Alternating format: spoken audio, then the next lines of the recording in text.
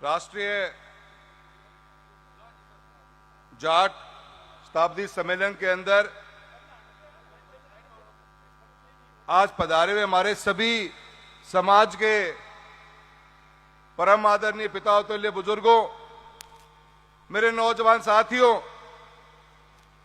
और मैं इस मंच से बहुत बहुत धन्यवाद देना चाहूंगा हमारे उन आयोजकों का जिन्होंने ये विचार रखा कि पुष्कर की इस पावन धरा पर शताब्दी समारोह बनाया जाए। 1925 के अंदर महाराजा भरतपुर ने इसका अधिवेशन किया, तो आज 100 साल बाद में हमारे नई टीम, हमारे युवा बच्चे, हमारे जो ये आयोजक हैं, मैं सभी से जो पंडाल में बैठे हुए हैं, एक बार जोरदार तालियां उन पंडाल में बैठे हुए सभी लोगों से निवेदन करूंगा हमारे आयोजकों के लिए जरूर बजाई जाए, जिन्होंने ये विचार रखा और एक इतना बड़ा शानदार प्रोग्राम और सभी जाट समाज के लोगों को यहां इकट्ठित करने का काम किया है। मैं बहुत बहुत धन्यवाद देना चाहूंगा समाज के अग्रणी लोगों को जो हिंदुस्तान के अलग अलग कोने से आज पहुंचे हैं। कुछ लोग पूना से आए हैं, कुछ लोग तमिलनाडु से आए हैं, कुछ गुजरात से आए हैं, महाराष्ट्र से आए हैं और राजस्थान के तो बहुत से लोग यहां पहुंचे हैं। ये शताब्दी समारोह 100 साल पहले भी जब इसके बारे में बात चली थी, उस 100 साल का विजन डॉक्यूमेंट भी आप सबके बीच में होगा। और नहीं तो मैं आयोजकों से भी निवेदन करूंगा कि सोशल मीडिया के मार्फत से आप सभी युवाओं तक, अग्रणी लोगों तक जो समाज के हैं, उन तक पहुंचाएं। 100 साल पहले जो हमारे आगे चैलेंजेस थे, जो हमारे आगे कमियां थी, जो समाज अपने आप में आगे बढ़ रहा था, अलग अलग वर्ग समाज का देश भर के अंदर हरियाणा पंजाब की परिस्थितियां अलग थी, राजस्थान का ये शेखावटी बेल्ट, ये मारवाड़ का बेल्ट, हमारी परिस्थितियां बहुत अलग थी। हमने वहां से उठना शुरू किया है, बहुत दबाव में थे हम, और उससे हमारे उस अधिवेशन में जो हमारे लिए चिंताएं भी करी गई, मैं आज इस मंच से उनका भी धन्यवाद देता हूं कि 100 साल पहले भी शेखावटी और मारवाड़ के किसानों के बारे में, जाटों के बारे में विचार रखा गया। आज इस 100 साल के बाद में हमने बहुत कुछ पा लिया है। हमारे बच्चे आज सरकारी नौकरी के अंदर अव्वल दर्जे पे पहुंचे हैं। हर दिन जब नई लिस्ट आती है, हर साल स्टेट की और सेंटर की लिस्ट हो, आईएएस की, आरएएस की और अलग सरकारी बड़ी नौकरियों की, किसान का बेटा और जाट का बेटा आगे बढ़ता जा रहा है और शिक्षा के मार्फत से ही वो आगे बढ़ रहा है। बाल विवाह जैसी त्रुटियां पहले थी तो आज बहुत कम हुई है। बच्चियों को पढ़ाने की बात भी 100 साल पहले कही थी, पर काफी सुधार उसमें हुआ है। और गौ रक्षा के बारे में भी बात उस अधिवेशन के अंदर कही गई थी। हम लोग उनसे प्रेरित हैं। हमारे वीर तेजाजी महाराज ने भी अपनी जान की कुर्बानी दी तो गौ रक्षा के नाम पे ही दी थी, और वे 100 साल पहले भी चिंता करी गई। आज तो इसको कमर्शलाइज कर दिया गया है, उसके बारे में तो नहीं बोलूंगा, पर मैं आप सभी से कहना चाहता हूं, मेरे युवा साथियों, समाज के अग्रणी लोग बैठे हुए हो, हमारे सभी सांसद महोदय आए, हमारे उमेदवार राम जी, सभी हमारे विधायकगण, और मेरे पिता के साथ राम सिंह केसवान जी जो सांसद 4 बार रहे, उनके साथ में भी कई उनके समान, उनकी उम्र के काफी लोग यहाँ पे बैठे हैं जिन्होंने उनके साथ में भी जीवन में काम किया है। आज की चिंताएं हमारी बहुत अलग है, और मैं एक युवा सांसद होने के नाते इस मंच से चूरू के तीसरी बार का सांसद हूं, आप लोगों का बहुत बहुत धन्यवाद देता हूं। ये लड़ाई मेरी इस बार बहुत बड़ी थी, आप लोगों का साथ था, कहीं ना कहीं दुआओं में था, कहीं ना कहीं साथ में खड़े रहे आप लोग, तभी अपने इतिहास बदल पाए और राजस्थान के अंदर अपने एक ऐतिहासिक रिजल्ट देने का काम किया। लड़ने वालों की कभी हार नहीं होती, और समाज में जब लड़ने की कोई बात करता है तो समाज ने साबित करके दिखा दिया कि हम आपके साथ कंधे से कंधा मिला के खड़े हैं। ये आने वाला कल, ये हमारे बच्चों का आने वाला कल, हमारे आने वाले कल का फैसला करेगा। आज भी किसानी में है, कुछ परिवार हमारे, और कुछ क्या, मैं तो कहता हूं पूरा का पूरा किसान वर्ग से अपन लोग आते हैं। कुछ परिवार 2 पीढ़ी पहले, कुछ परिवार 1 पीढ़ी पहले, कुछ परिवार शायद आज, और कुछ परिवार 1 पीढ़ी के बाद में खेती छोड़कर आगे शिक्षा के मार्फत से ही बढ़ेंगे। शिक्षा के बिना कुछ नहीं। कोई तस्वीर बदलेगा अपने परिवार की, अपने समाज की, अपने देश की, तो सिर्फ शिक्षा ही बदलेगी और कोई कुछ तस्वीर नहीं बदल पाएगा। क्या हमारे बच्चे, क्या हमारे आने वाला कल इस बदलती हुई परिस्थितियों के लिए तैयार भी है क्या? यह सबसे बड़ा प्रश्न चिन्ह हमारे आगे है। क्या हम उस शिक्षा को अपना भी रहे हैं क्या?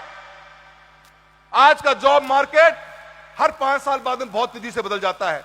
जमाना एआई का है, जमाना ड्रोन का है, जमाना कंप्यूटर टेक्नोलॉजी का है, और एक आगे जमाना क्वांटम कंप्यूटिंग का भी आ जाएगा। क्या हमारी पीढ़ियां, क्या हमारे आने वाले कल के बच्चे जो शिक्षा प्राप्त कर रहे हैं, क्या उसकी तरफ भी नजर अपनी है कि नहीं? यह भी मंथन का काम है अपना। साथ ही साथ हम आज सरकारी नौकरियों में तो आगे बढ़ ही रहे हैं, हमें उस सेक्टर में भी जाना है जहां हमारे लोग नजर नहीं आते। बहुत से बच्चे हमारे देश दुनिया में नाम कमा रहे हैं, अच्छी अच्छी यूनिवर्सिटीज में, विदेशों में पढ़ रहे हैं, और अच्छी अच्छी कंपनी में सीईओ की पोस्ट पे भी है। पर गांव की परिप्रेक्ष्य बच्चा निकल के आता है, 90-95% का बच्चा आज दिल्ली यूनिवर्सिटी के अंदर, इस राजस्थान के 30,000 बच्चे पढ़ रहे हैं। शिक्षा बढ़ी जरूर है, पर इस आने वाले ये शताब्दी समारोह है, हमें अपने आने वाले कल के अंदर बच्चों की कौन सी एजुकेशन, हम इस परिस्थितियों में जीते हैं कि आज भी राजस्थान के अंदर 18% सरकारी स्कूल नहीं जहां पे साइंस पढ़ाई जाती हो। इस साइंस और विज्ञान के जमाने में हम आज भी आर्ट्स पढ़ रहे हैं। हमारे चैलेंजेस भी बहुत है। बहुत सी जाट भवन अलग अलग शहरों में, अलग अलग गांवों में खुले हैं, और मैं बड़ा खुश होता हूं। मैं 2 दिन पहले रावतसर में भी था, एक नए जाट भवन की नींव रखी है हमने। 36 कौम के उन बच्चों को जो शिक्षा में परिवार की आर्थिक स्थिति के कारण आगे नहीं बढ़ पा रहे, आप ही के समाज के, अपने ही समाज के लोगों ने 36 कौम के बच्चों को वो मौका दिया है कि पढ़ाई लिखाई करके आप आगे बढ़ सकते हो। हमारे जाट भवन जहां जहां बने इस राजस्थान के अंदर, हिंदुस्तान में, वो 36 कौम के उन हर बच्चे के काम आए। ये भी प्रण अपने को शताब्दी समारोह के अंदर करना चाहिए कि कोई भी बच्चा छूटे नहीं। और अपनी बेटियां, अपनी बहन बेटियां, जो भी कोई ऐसा ना हो। मैं उस शताब्दी समारोह का वो मेमोरेंडम पढ़ रहा था, उस समय चिंता यह थी कि 5% बच्चे भी जाट समाज की शिक्षा प्राप्त नहीं कर रहे थे 1925 के अंदर, पर आज शायद हम 65-70% पहुंचे होंगे। 100%। इस 100 वर्ष के बाद में सपना हमारा होना चाहिए और इसके ऊपर हमें काम करना है। और मैं युवा पीढ़ी आपसे निवेदन करना चाहता हूं, अपना फोकस 100% बच्चे हमारे स्कूल और शिक्षा में ले। बेटियां पहले ले, बेटे ले तो बहुत ही अच्छी बात है, पर बेटियां हमारी बिना शिक्षित होके शादी ब्याह की हम बात भी ना सोचे, ये हमारे को आज इस प्रण लेना चाहिए। दूसरी बहुत बड़ा समस्या किसान और किसानी के साथ है। आज किसान और किसानी के साथ में न्याय नहीं हो रहा। आज किसान इस राजस्थान का तो स्पेशली लाइन में खड़ा हो गया है, हर चीज की लाइन में खड़ा हो गए अपन। तो समय के ऊपर मुट्ठी बंद होकर लड़ना भी पड़ना सीखना पड़ेगा अपने को, अपनी आवाज के लिए लड़ना पड़ेगा, अपने हकों के लिए लड़ना पड़ेगा। इसके बारे में भी शताब्दी दिवस पे अपने को जरूर विचार करना चाहिए। हम अकेले हम इस रील के अंदर उलझ के रह गए हैं। रील से अपनो पेट को नहीं भरेगो, आप रियल दुनिया में काम करेंगे जदि अपनो पेट भरेगो, समाज को भी आगे काम चलेगो। रील की दुनिया में झंझट में ना पड़ जाइए। अपने टाबरान भी सिखाओ और खुद भी सीख लो। घर में आधी 1 घंटों रील चलनी चाहिए, बाकी औरा की रील बनाने को काम करने की मादा रखा है ये समाज। औरा की रील बनाओ, थारी बना के ना देखने लग जाओ। मैं थाने सारा ने कहना चाहूं, छोटो हूं बड़ो हूं थारा हूं, पर मेरे युवा साथियों, रील पार नहीं पड़ेगी। रील की दुनिया बाहर निकलो और रियल दुनिया में आके अपना ही नहीं, अपने परिवार का, अपने समाज का इतिहास में नाम कैसे लिखा जाए, इसके ऊपर काम करने की सोचना पड़ेगा। और सबसे चौथी बहुत ही महत्वपूर्ण चीज जो मैं मानता हूं, जिसके बारे में हमारी विधायक महोदया बाड़मेर ने भी बात रखी है, और वो है आज नशे की लत। नशा समाज को, हमारे युवा पीढ़ी को, ये जो बढ़ता जा रहा है, इसको अपने रोकने की भी बहुत जरूरत है। एक तो नशों पर से साथ साथ में उसके साथ में गतिविधियां भी बदल जाती है, आदमी की कंपनी बदल जाती है। मैं सभी मेरे युवा साथियों से बात करूंगा, पहचानिए, देखिए आसपास अपने परिवार में, अपने मित्र मंडली में, अपने दोस्तों में, अपने रिश्तेदारों में, और इस नशे से अपने को कैसे बचना है उसके ऊपर पूरा पूरा फोकस करिए। यह भी मेरी आप लोगों से चौथी अपील रहेगी। बहुत कुछ कहने की इच्छा है और बहुत कुछ कहना भी चाहता हूं, पर समय बहुत ज्यादा है और बोलने वाले वक्ता भी बहुत हैं। पर मैं बहुत खुशी है मुझे कि मैं आज पुष्कर चल के आया हूं और मेरे इस समाज के वीर जवान पूरे देश भर से और इस राजस्थान प्रदेश से आप लोग इकट्ठा हुए हो। आपकी एकता ही आपकी सबसे बड़ी ताकत है। इस ताकत को पहचानिए और राजनीतिक ज्ञान भी रखिए, राजनीतिक ताकत को भी समझिए। आज जमाना मसल पावर का नहीं, ब्रेन पावर का जमाना है। और ब्रेन का पावर का मतलब है कि आपकी नजर सही जगह पे होनी चाहिए। मेरी नजर भी चुनाव के अंदर मछली की आंख पे ही यदि पार पड़ी, वरना पार पड़ा कौन यार। और थे समझो सारी बातें ना, थारी नजर कड़े होनी चाहिए। बहुत साल हो गए हैं, आजादी 75 साल पार कर चुकी है। आपा आगे बढ़िया नहीं है, बढ़ने को मौको जद आवेगो जद अतरा का आपा सम्मेलन करने लग जाएगा और आपा ने समझ में आ जाएगी कि अपनी नजर कड़े होनी चाहिए। कोई इशारों कर सकेगे? हाँ, कुछ समझन तो लाग रहा है। अपनी नजर ऊपर ही होनी चाहिए। राजनीतिक सद्बुद्धि भी बहुत जरूरी है, क्योंकि आज लोग तलवार से नहीं कलम से मारते, कलम से, और कलम की ताकत को समझना बहुत ज्यादा जरूरी है। और कलम तो तक मैंने हाथ में नहीं होगी, अपनी ताकत नहीं बढ़ेगी। ये बात आप मान के चलना। कलम को अपने हाथ में लेके आना है, ये विचार हमेशा दिल और दिमाग में रहना चाहिए। मैं ज्यादा न कहते हुए ये बात पूर्ण सभी आयोजकों का बहुत बहुत धन्यवाद देता हूं।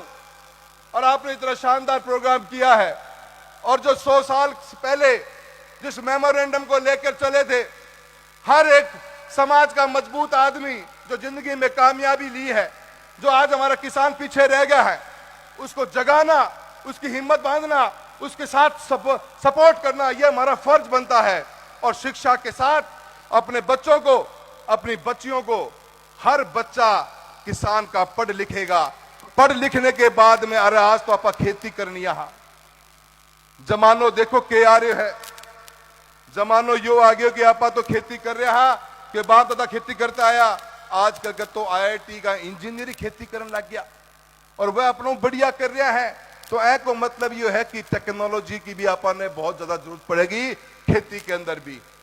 कितना किसान का बेटा, हाँ, कितना बच्चा पढ़ लिख के उस पढ़ाई ने खेत में लेके आ रहा, हाँ, यो भी अपने आगे बहुत बड़ा चैलेंज है। आपा ने वह पढ़ाई खेत में लेके आनी है। अपने माँ बाप को, अपने दादा दादी को साथ देना है, जद जागे आप आपको उठेगा। और समाज का अग्रणी, हाँ, मजबूत कौम, जब जवानी की बात हो, जब किसानी की बात हो, जब खेल की बात हो, हमेशा समाज ने गौरवान्वित महसूस कराया है हिंदुस्तान को। बड़े, हाँ, तो बड़े को फर्ज भी निभानो है, और वो फर्ज यही है कि 36 कौम ने साथ लेके चलनो है। यदि अपने बड़े होने की बात की लोग बड़ो मानेगा। थे मेरी बात से सहमत हो तो एक बार जोरदार नारो लगा रहे हो, बोलो वीर तेजाजी महाराज की। कुछ लोग इनने मेरी बात उस सहमत को नहीं है, कन हाथ एक ही उठा पाए हैं। दोनों हाथ उठाओगा यदि बात भी बढ़ेगी। बोलो वीर तेजाजी महाराज की। बहुत बहुत धन्यवाद साथियों, और बहुत बहुत धन्यवाद देना चाहता हूं आयोजकों का। तहे दिल से शुक्रगुजार हूं कि आपने मुझे यहां बुलाया। बहुत बहुत धन्यवाद। जय हिंद, जय भारत।